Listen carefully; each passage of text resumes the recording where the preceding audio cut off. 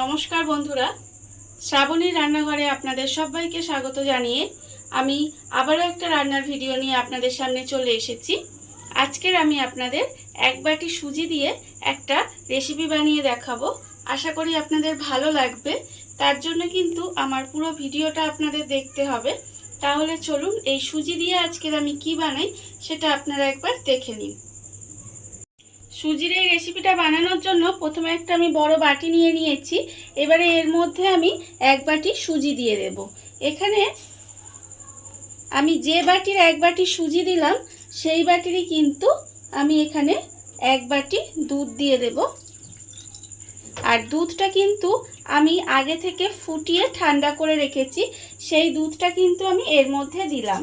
এখানে কিন্তু আপনারা গরম দুধ দেবেন না, গরম দুধ দিলে সুজিটা সেদ্ধ হয়ে যাবে, সেই জন্য কিন্তু এখানে গরম দুধটা ব্যবহার করা যাবে না। আগে ফুটিয়ে নিয়ে তারপরে কিন্তু দুধটাকে ঠান্ডা করে সুজির মধ্যে দিতে হবে।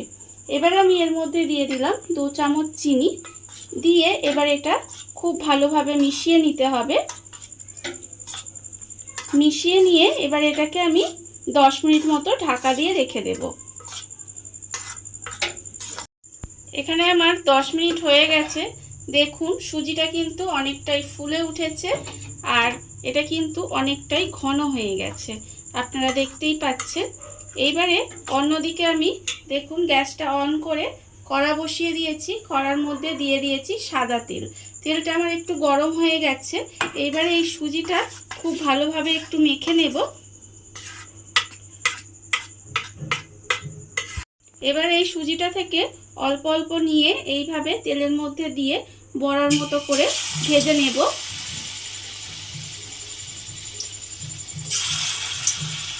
এইভাবে দিয়ে বড়াগুলো আমি এখানে হালকা করে উল্টে পাল্টে একটু ভেজে নিয়েছি। খুব বেশি লাল করার দরকার নেই, একটু ভেজে নিলেই হবে। এবারে আমি বড়াগুলোকে তুলে নেব। আর আবারও কিন্তু এর মধ্যে সুজি দিয়ে অল্প অল্প এভাবে বড়ার মতো করে প্রথমে ভেজে নেব।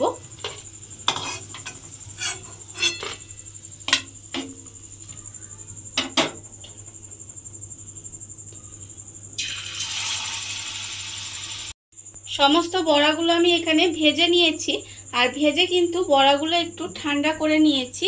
এইবার আমি একটা মিক্সিং জার নিয়ে নিয়েছি। জারের মধ্যে বড়াগুলোকে আমি এইভাবে একটু ভেঙে দেব। হাত দিয়ে এইভাবে মিক্সির মধ্যে ভেঙে ভেঙে দিতে হবে। মিক্সির মধ্যে এইভাবে ছোট ছোট টুকরো করে দিয়েছি। এইবারে এটাকে আমি একটা গুঁড়ো করে নেব। আর একদম কিন্তু মিহি গুঁড়ো হবে না, একটু দানা দানা থাকবে। এইভাবে একটু মিক্সিটা চালিয়ে নিতে হবে। মিক্সির মধ্যে দিয়ে আমি দেখুন এইভাবে একটু গুঁড়ো করে নিয়েছি। একটু কিন্তু দানা দানা আছে, দেখে বুঝতেই পাচ্ছেন। এইবারে অন্যদিকে কিন্তু গ্যাসটা অন করে আবারও একটা কড়া বসিয়ে দিয়েছি। এবার কড়ার মধ্যে দিয়ে দেব আমি জল। যে বাটির মেপে আমি সুজি দিয়েছিলাম, সুজি আর দুধ, সেই বাটিরই কিন্তু আমি এখানে এক বাটি জল দিলাম। আর ওই বাটিরই মেপে কিন্তু এখানে আমি এক বাটি চিনি দেব। এবারে চিনিটাকে খুব ভালোভাবে গলিয়ে নিতে হবে। চিনিটা আমার এখানে খুব ভালোভাবে গলে গেছে চিনির শিরার মধ্যে, দেখুন। এইবারে এই অবস্থায় আমি এর মধ্যে দিয়ে দেব অল্প সামান্য একটু ইয়েলো ফুড কালার। এখানে আমি ইয়েলো ফুড কালার ব্যবহার করছি, আপনারা চাইলে কিন্তু এখানে অরেঞ্জ ফুড কালারও ব্যবহার করতে পারেন। ফুড কালারটা আমি এখানে ব্যবহার করছি, এটা ব্যবহার করলে দেখতে ভালো লাগবে, সেই জন্য আমি এখানে ফুড কালারটা ব্যবহার করলাম। আপনারা যদি মনে করেন যে ফুড কালার ব্যবহার করবেন না, তাহলে কিন্তু আপনারা নাও ব্যবহার করতে পারেন। এইবারে ফুড কালারটা দিয়ে খুব ভালোভাবে মিশিয়ে নিলাম। মিশিয়ে নিয়ে এবারে যে বড়াগুলো আমি মিক্সির মধ্যে একটু গুঁড়িয়ে রেখেছিলাম, সেই বড়াটা কিন্তু আমি এখানে দিয়ে দেব। বড়াগুলো আমি এর মধ্যে দিয়ে দিয়েছি। এবার এটা একটু সময় নিয়ে খুব ভালোভাবে পাক করে নিতে হবে। সুজিটা দিয়ে আমি এইভাবে একটু সময় নিয়ে পাক করে নিয়েছি। দেখুন পাকটা কিন্তু আমার প্রায় হয়েই এসেছে। এবারে এই অবস্থায় আমি এর মধ্যে দিয়ে দেব অল্প একটু চার মগজ, এর মধ্যে আমি ছড়িয়ে দেব।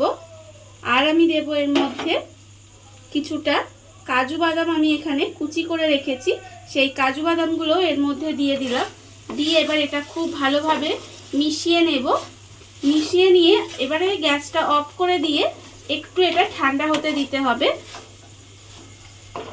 সুজির পাকটা আমি এখানে ঠান্ডা করে নিয়েছি। এমন ঠান্ডা করে নিতে হবে যেন হাতে সহ্য হয়, এরকম আমি ঠান্ডা করে নিয়েছি। এইবারে আমি এর থেকে এইভাবে গোল গোল করে বানিয়ে নেব। আমি কি বানাচ্ছি আপনারা নিশ্চয়ই এখন বুঝতেই পাচ্ছেন। আমি সুজি দিয়ে কিন্তু মতিচুর লাড্ডু বানাচ্ছি। দেখুন এইভাবে গোল গোল করে নিয়েছি, আর হাত দিয়ে এইভাবে গোল করে নেব একটু। দেখুন কত সুন্দর কিন্তু লাড্ডুগুলো আমার তৈরি হয়ে যাচ্ছে। আর এইভাবে কিন্তু আমি প্রত্যেকটা লাড্ডু বানিয়ে নেব। দেখুন বন্ধুরা, এক বাটি সুজি দিয়ে কত সুন্দর দোকানের মতো একেবারে মতিচুর লাড্ডু তৈরি হয়ে গেছে, আপনারা দেখতেই পেলেন। আর এটা বানাতে কিন্তু খুব একটা বেশি উপকরণও লাগে না, আর খুব বেশি সময়ও লাগে না, খুব তাড়াতাড়ি হয়ে যায়। আর এটা দেখতে যেমন সুন্দর হয়েছে, খেতেও সেরকম খুব সুন্দর হয়। আপনারা একবার হলেও বাড়িতে বানিয়ে দেখতে পারেন। আর এই ভিডিওটা যদি আপনাদের ভালো লেগে থাকে, আপনারা যদি ফেসবুক থেকে দেখে থাকেন পেজটি ফলো করে দেওয়ার অনুরোধ রইল। আর যদি ইউটিউব থেকে দেখে থাকেন চ্যানেলটি সাবস্ক্রাইব করে নেওয়ার অনুরোধ রইল। তাহলে চলুন ভিডিওটা আমি এখানেই শেষ করছি। আপনারা সবাই ভালো থাকবেন, সুস্থ থাকবেন। আবারও হাজির হব নতুন কোনো রান্না নিয়ে।